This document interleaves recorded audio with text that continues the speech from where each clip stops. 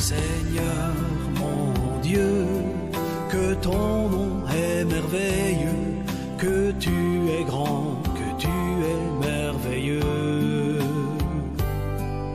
Je contemple ta gloire sur terre et dans les cieux, tout me montre que tu es merveilleux.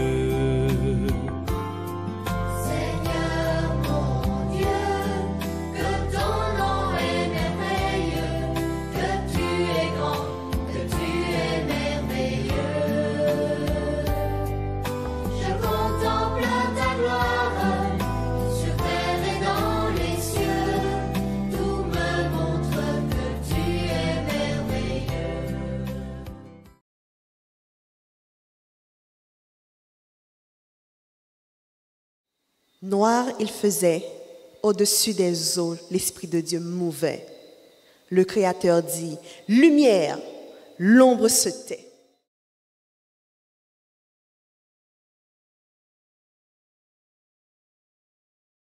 Si je vous demandais ce qui fut créé le premier jour, facile me répondrez-vous, la lumière.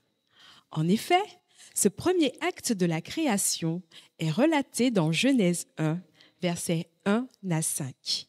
Lisons-le ensemble. Au commencement, Dieu créa les cieux et la terre. La terre était informe et vide. Il y avait des ténèbres à la surface de l'abîme et l'Esprit de Dieu se mouvait au-dessus des eaux. Dieu dit que la lumière soit, et la lumière fut. Dieu vit que la lumière était bonne, et Dieu sépara la lumière d'avec les ténèbres. Dieu appela la lumière jour et les ténèbres nuit. Ainsi, il y eut un soir, il y eut un matin. Ce fut le premier jour. À la lecture de ces versets, nous apprenons qu'à partir d'une situation chaotique, la Bible nous parle d'une masse informe et vide plongée dans les ténèbres, Dieu fait apparaître la lumière. Symbole de clarté, de pureté, de chaleur, c'est le révélateur qui fait apparaître au grand jour ce qui était voilé par l'obscurité. Si sur le plan de la physique, la lumière est une onde électromagnétique détectée par l'œil, sur le plan spirituel, la lumière est une personne, Jésus. Nous le lisons dans Jean 8 au verset 12. Jésus leur parla de nouveau. Il dit, « Je suis la lumière du monde. Celui qui me suit ne marchera pas dans les ténèbres, mais il aura au contraire la lumière de la vie. » En physique, la lumière blanche peut se décomposer en passant par un prisme en différentes couleurs, celle de l'arc-en-ciel.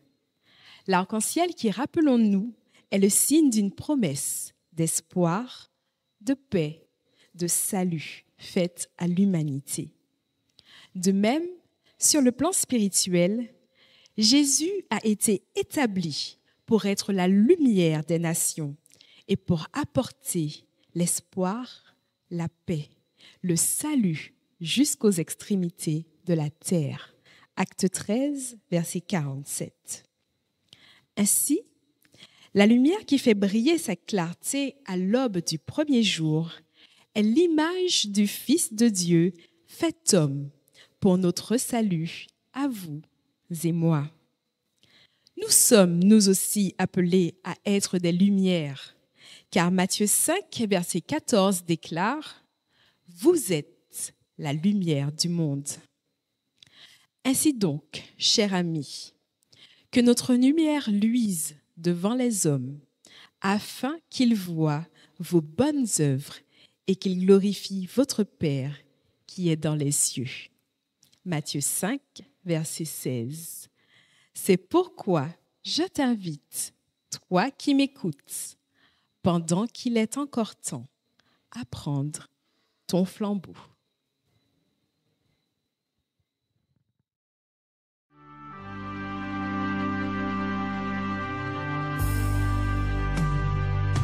Seigneur mon Dieu, que ton nom est merveilleux, que tu es grand, que tu es merveilleux. Je contemple ta gloire sur terre et dans les cieux, tout me montre